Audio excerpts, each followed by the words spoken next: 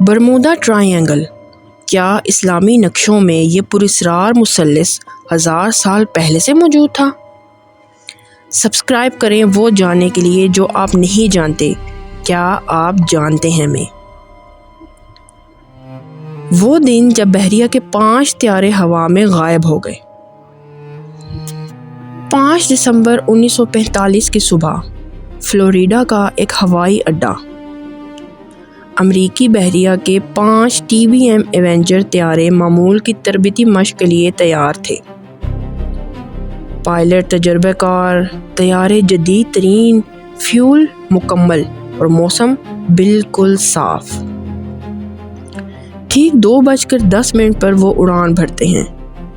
3:40 پر آخری radio message: ہماری position واضح نہیں، سمندر معمول سے مختلف دکھائی دے رہا ہے۔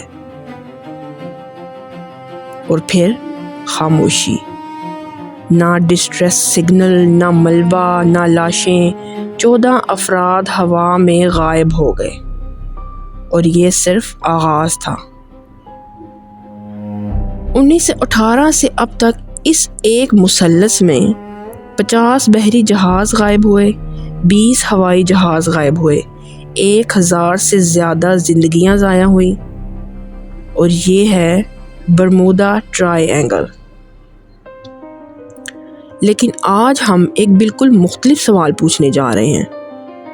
کیا یہ راز صرف 20ویں صدی کا ہے، یا ہمارے اسلاف اسلامی سنہری دور کے جغرافیہ دان 1000 سال پہلے ہی اس پراسرار علاقے سے واقف تھے؟ آج کی ویڈیو میں ہم تاریخ کے اوراق پلٹیں گے۔ 8ویں صدی سے 14ویں صدی تک جب یورپ تاریک دور میں ڈوبا ہوا تھا، اسلامی دنیا علم کے میدان میں دنیا کی رہنمائی کر رہی تھی۔ بغداد، قرطبہ، قاہرہ، غرناطہ، یہ شہر علم کے چمکتے ہوئے مراکز تھے، اور ان میں سب سے روشن شعلہ علم جغرافیہ کا۔ الخوارزمی، جنہوں نے سورۃ الارض لکھی، زمین کی پہلی تفصیلی جغرافیائی کتاب۔ المسعودی، جنہوں نے سونے کی کانوں کی تلاش میں بحر ہند تک کا سفر کیا۔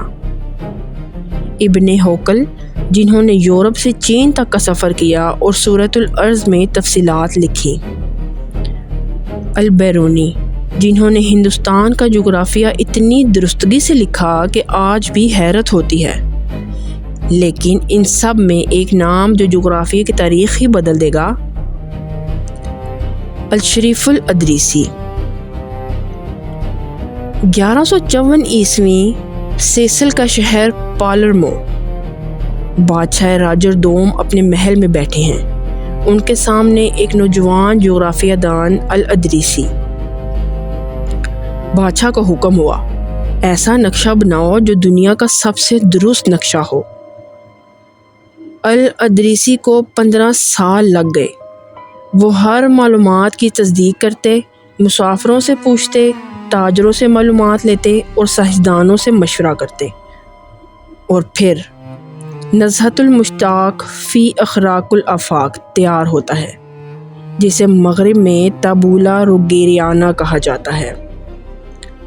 آج ہم اس کے صرف ایک حصے پر بات کریں گے: بحر اوقیانوس۔ الادریسی کے اس نقشے پر بحر اوقیانوس کے مغربی حصے کو دیکھیں۔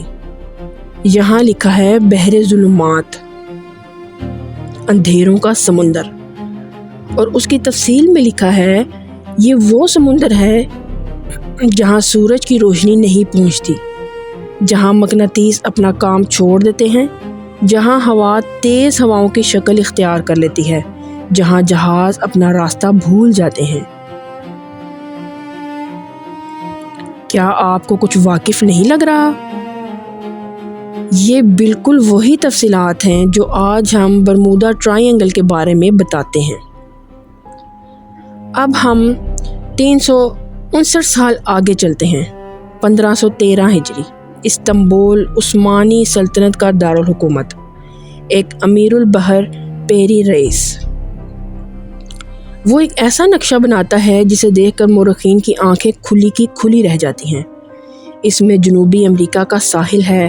حالانکہ کولمبس کے سفر کو صرف 21 سال ہوئے ہیں، لیکن ہمیں اس نقشے کے کنارے لکھے ہوئے نوٹس میں دلچسپی ہے۔ بحیرہ کیریبین کے علاقے پر وہ لکھتا ہے، اس مقام پر ہوا اس طرح گردش کرتی ہے جیسے بڑا طوفان آ رہا ہو۔ مقناطیسی پتھر قطب نما جس کو کہتے ہیں وہ اپنا کام کرنا چھوڑ دیتے ہیں۔ یہاں کئی جہاز غائب ہو چکے ہیں۔ ملا اس جگہ سے گزرنے سے ڈرتے ہیں۔ غور کریں، یہ بالکل وہی علاقہ ہے جہاں آج برمودا ٹرائی اینگل واقع ہے۔ لیکن اسلامی علم صرف نقشوں تک محدود نہیں تھا۔ اس دور میں ایک خاص قسم کی کتابیں مقبول تھیں، عجائب المخلوقات، یعنی مخلوقات کے عجائب۔ زکریا القزوینی کی 13ویں صدی کی کتاب اس کی بہترین مثال ہے۔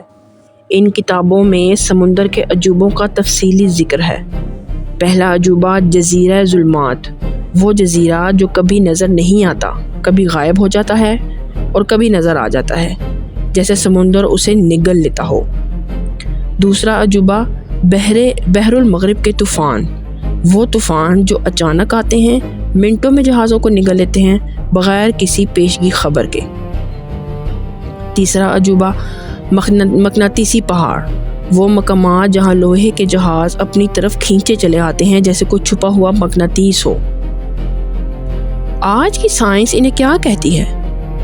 جزیرہ ظلمات میتھین ہائیڈریٹس کے دھماکے جو پانی کی کثافت کم کر دیتے ہیں، اچانک طوفان گیٹ وے اسٹارمز جو منٹوں میں بنتے ہیں، مقناطیسی پہاڑ جیو میگنیٹک انوملیز جو قطب نما کو گمراہ کرتے ہیں۔ قدیم مسلمان مصنفین نے صدیوں پہلے انہیں طبیعیاتی مظاہر کو عجائب کے روپ میں بیان کر دیا تھا۔ لیکن سب سے دلچسپ ثبوت ایک خاموشی ہے۔ ابن بطوطہ، 14ویں صدی کا عظیم مسلمان سیاح، 30 سال 1,20,000 کلومیٹر 40 سے زائد جدید ممالک میں سفر کرنے والا۔ اس نے بحری اوقیانوس پار کیا، طوفانوں کا سامنا کیا، راستہ بھٹکا، خوراک کی کمی برداشت کی اور اپنی کتاب الرحلہ میں ان سب کا تفصیلی ذکر کیا۔ لیکن ایک چیز کا کبھی ذکر نہیں کیا، کسی مثلثی علاقے کا، کسی جادوئی زون کا، کسی لاپتہ ہونے کی جگہ کا۔ اگر واقعی کوئی برمودا ٹرائی اینگل ہوتا تو کیا یہ تجربہ کار مسافر جس نے دنیا کا ہر سمندر دیکھا ہے اس کا ذکر نہ کرتا؟ ابن بطوطہ کی یہ خاموشی اس بات کا ثبوت ہے کہ برمودا ٹرائی اینگل کا تصور جدید دور کی ایجاد ہے۔ تو آئیے ہم حتمی نتیجے پر پہنچتے ہیں۔ نمبر 1، نہیں، اسلامی نقشوں پر برمودا ٹرائی اینگل جیسا کوئی مثلث نہیں تھا۔ نمبر 2، مسلمان جغرافیہ دانوں کو بحر اوقیانوس کے تمام خطرات کا علم تھا۔ نمبر 3 اور سب سے اہم، اسلامی متنوں میں بحر الظلمات کا تصور وہی خوف تھا، وہی احتیاط تھی، وہی انتباہ تھا جو آج برمودا ٹرائی اینگل کے ارد گرد ہے۔ فرق صرف اتنا ہے، قدیم مسلمان دانشوروں نے ان خطرات کو عجائب کہا، قدرت کے عجوبے۔ آج ہم انہیں جیو فزیکل انوملیز کہتے ہیں، زمینی طبیعیاتی خرابیاں۔ راز وہی ہے، ڈر وہی ہے، احتیاط وہی ہے، صرف نام بدل گیا ہے۔ اور یہ ہے کیا آپ جانتے ہیں کا مشن، قدیم علم اور جدید سائنس کے درمیان پل بنانا۔ اگر آپ جانتے ہیں اور اگر آپ یہ چاہتے ہیں کہ آپ بھی جانیں وہ سب کچھ جو آپ نہیں جانتے تو ابھی سبسکرائب کریں کیا آپ جانتے ہیں، اور وہ گھنٹی ضرور دبائیں کیونکہ یہاں ہفتے میں 2 بار ہم ایک نیا راز کھولتے ہیں، ایک نیا معمہ حل کرتے ہیں، ایک نئی دریافت بانٹتے ہیں۔ بیل آئیکن کو پریس کریں تاکہ آپ بھی جان سکیں جو آپ نہیں جانتے۔ اللہ حافظ۔